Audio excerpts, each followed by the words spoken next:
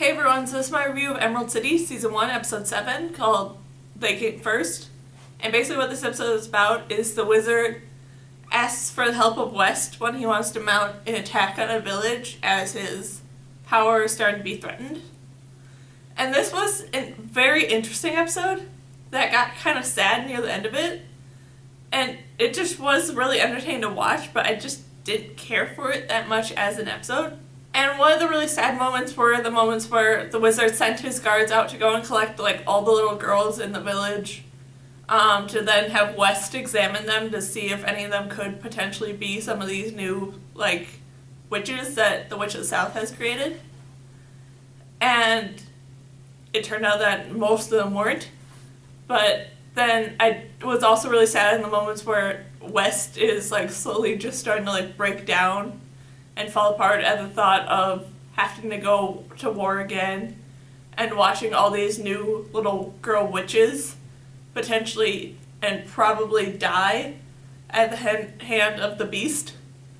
And she doesn't want to go through watching that again. So she's just absolutely devastated and pretty much wants to protect all these little girls.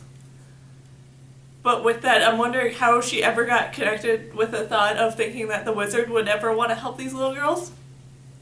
So then, in the scene where she's surprised when the wizard wants to lock up this one little witch that they found, or possibly wants to kill her, I don't know how West was ever supposed to be surprised by that, because that's what I just always thought his intentions were. So I don't get why she was surprised and all of a sudden became super protective when she should have known that from the very beginning that that was the wizard's plan. Because what else would he have ever wanted to do? And the ending for the wizard was kind of cool in this episode with him finally fully deciding to go to war against Galinda and him sort of doing almost a rallying cry kind of thing with all the people in the village to sort of prove that he is there and he still has power. Even though it might not be the power that they think he has, he still has some power as being a king kind of power. And not a magical kind of power, but still, he did a good job at authoritating himself, and that was kind of cool. Then the moments with Jack were kind of fun, with him fully sort of going into that almost Tin Man sort of mode, where his metal parts start to rust up and he has to stand around waiting for someone to show up and help him. And that was very fun that they did actually throw one of those sort of moments in there and not just have him be a man who's metal.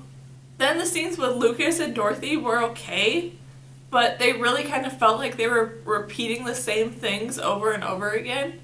And I didn't like that. The only really exciting part of the whole Lucas and Dorothy story plot in this episode was the ending, where they finally get to Galinda's place, and Galinda gives Lucas his memories back, and then all the bad things that happen out of that was probably the only really cool part of their whole moments in this episode.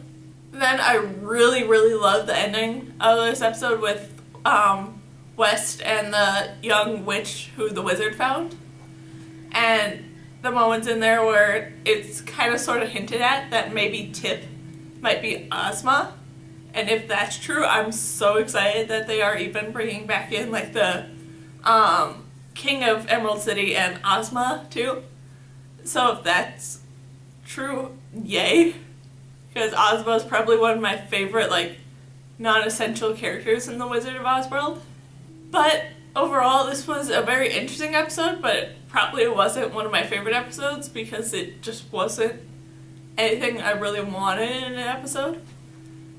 But yeah, that's my review of Emerald City, Season 1, Episode 7, called They Came First. So, yeah. Bye!